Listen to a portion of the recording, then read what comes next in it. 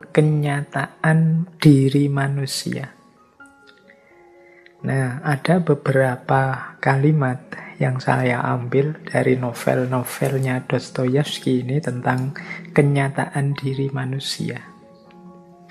Misalnya, dari novel Notes from the House of the Dead. Ini judulnya seperti nama game ya. Jadi, rumah kematian atau kadang diterjemah rumah pemakaman. Di salah satu bagian novel itu, Dostoyevsky menyatakan manusia adalah makhluk yang dapat membiasakan diri terhadap apapun. Dan menurutku itulah definisi terbaik tentang dirinya. Jadi ini dari sini sebenarnya kelihatan corak eksistensialnya manusia. Jadi manusia itu bisa jadi apa saja. Bisa membentuk dirinya seperti apapun yang dia inginkan. Jadi kita itu ingin jadi orang yang tangguh, pantang menyerah, tidak gampang putus asa, bisa. Sebaliknya kita juga bisa jadi orang yang cengeng, males, tidak mau kerja, nunggu pertolongan orang lain saja, itu pun ya bisa. Manusia itu lengkap. Kalau bahasanya Al-Quran, fa'alhamaha fujuraha wa taqwaha. Allah menganugerahkan pada kita fujur dan juga takwa. Kita mau jadi orang takwa, ya kita punya daya untuk itu. Kita mau jadi orang nakal, orang culas, orang jahat, ya kita punya daya. Kita mau jujur bisa, kita mau jadi pembohong juga bisa. Disitulah justru definisinya manusia. Jadi manusia itu, kata Dostoyevsky, makhluk yang dapat membiasakan diri terhadap apapun.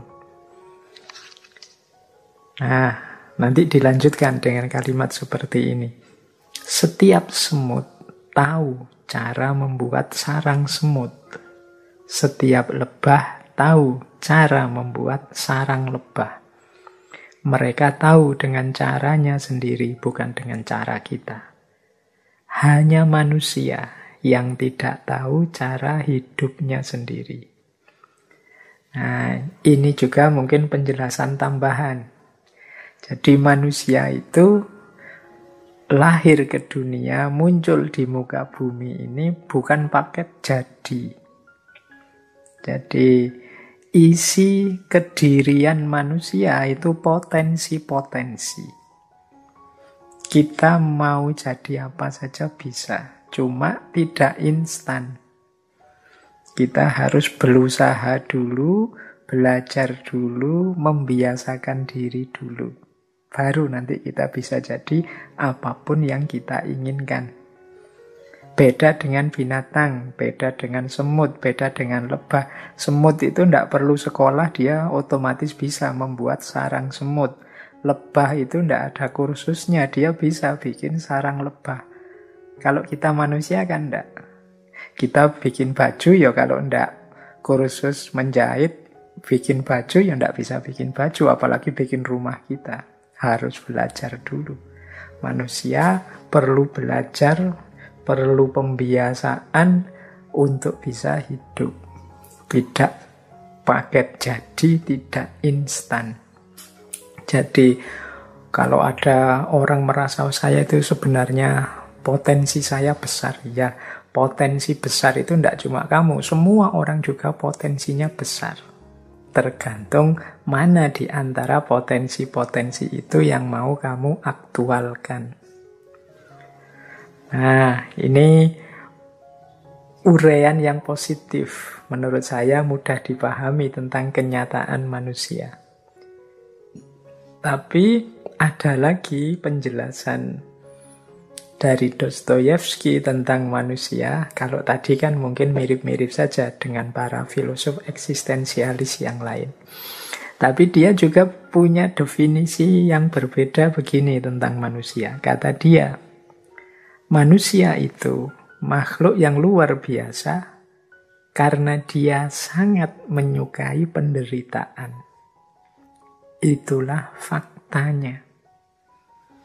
Jadi ini mungkin sindiran, tapi juga mungkin sebenarnya dia membicarakan fakta manusia sepanjang sejarah.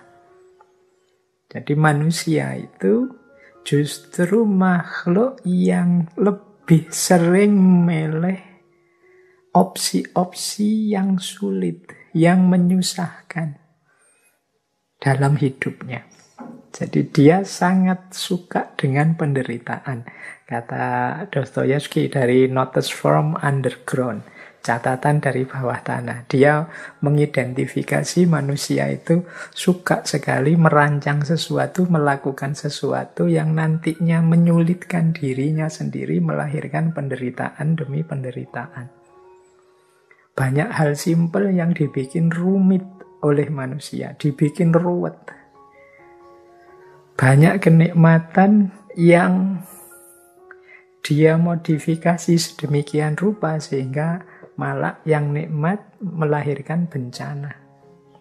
Coba teman-teman cermati tragedi-tragedi hidup, problem-problem kita setiap hari. Itu hakikatnya ya pilihan-pilihan kita sendiri. Penderitaan itu lahir karena pilihan kita sendiri. Maka kata Dostoyevsky, manusia itu kelihatannya memang senang menderita. Faktanya begitu, kata dia. Jadi ya paling tidak coba ya di antara teman-teman yang ngaji malam hari ini, coba kita renungi kita selama ini gelisah tentang apa atau karena apa. Masalah-masalah hidup kita itu apa? Itu kemungkinan besar masalah kita itu ya karena pilihan-pilihan kita sendiri. Kita yang membuat ruwet, kita yang membuat rumit, kita yang milih tanpa pertimbangan, kita yang salah menggunakan kebebasan kita, dan lain sebagainya. Akhirnya kita sendiri yang menderita. Nah, ini kenyataan manusia yang mungkin ketiga ya yang saya temukan. Nah, ada lagi dalam Notes from Underground itu, manusia itu kata Dostoyevsky, aku yakin definisi terbaik untuk manusia adalah binatang berkaki dua yang tidak tahu terima kasih.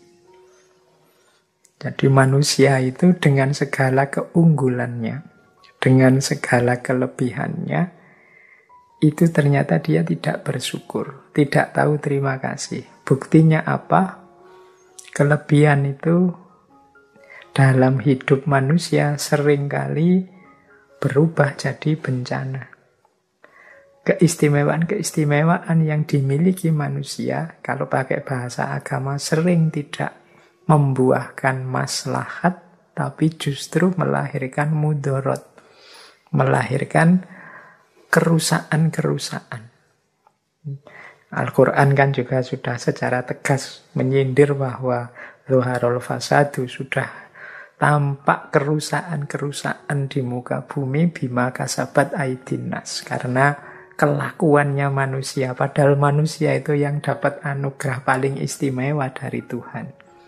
Ternyata dia adalah makhluk yang tidak tahu terima kasih, tidak tahu caranya bersyukur. Ini sindiran ini mungkin mirip ayat ya. Manusia itu khuliqo halu'a, makhluk yang selalu berkeluh kesah. Tidak sadar bahwa dia ini sudah diistimewakan sedemikian rupa oleh Tuhan, dengan berbagai fasilitas hidup yang sangat elit, sangat luar biasa. Nah, mungkin masih banyak di novel-novelnya Dostoyevsky ini tentang kenyataan hidup manusia. Tapi dari 4 kutipan ini kita bisa menangkap bahwa manusia itu punya ciri bebas membentuk dirinya karena dia secara natural mampu beradaptasi dengan apapun. Ini juga sekaligus menunjukkan kunci hidupnya manusia ada pada manusia sendiri, tidak seperti binatang yang paket jadi. Yang kedua, problem-problem dalam hidup manusia itu sebenarnya ya hasil pola dan ciptaan manusia sendiri. Karena kalau melihat sejarah, seolah-olah manusia itu memang lebih suka penderitaan. Kita itu tahu kok mana yang damai, mana yang kacau, mana yang tentram, mana yang tertib, mana yang rusak. Kita tahu semua, tapi kadang-kadang kita secara sengaja memang lebih suka milih yang sulit, yang menderita, yang ruwet, yang kacau, dan lain sebagainya. Dan ini merupakan bukti bahwa kita itu makhluk yang tidak tahu terima kasih. Sudah diberi keistimewaan seluar biasa itu, masih saja seruwet ini, sekacau ini kehidupan kita. Nah, lanjut ya. Kalau tadi kenyataan manusia, ada lagi kenyataan alam semesta.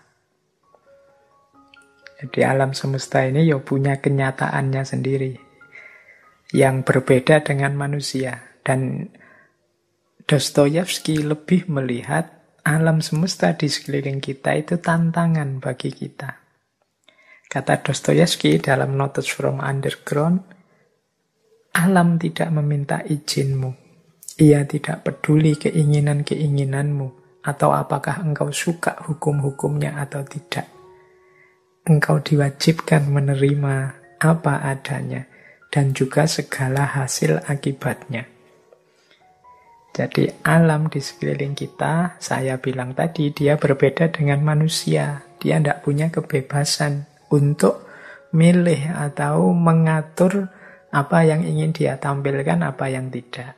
Alam itu paket jadi. Dia melakukan sesuatu atau membuahkan sesuatu atau terjadi apa tentang dirinya, itu ya tidak minta izin kita. Dia tidak peduli keinginan kita. Wah, saya ingin mbok yo sekarang tidak hujan. Alah, kok ternyata malah hujan. Saya inginnya sekarang hujan, malah tidak hujan-hujan. Itu kan suka-suka alam. Dia punya rumus sendiri yang kita kenal dengan sunnatullah, hukum alam. Nah, yang ini manusia mau tidak mau menerimanya dengan segala hasil dan akibatnya. Ini yang saya sebut ya di mata Dostoyevsky, kenyataan alam sekeliling kita, sunnatullah, ini tantangan. Ini menarik nanti dalam Dostoyevsky. Dia menjajaki kemungkinan bisa ndak ya manusia itu menantang sunnatullah itu menyiasati hukum-hukum alam ini sesuai kepentingannya dengan landasan kebebasannya.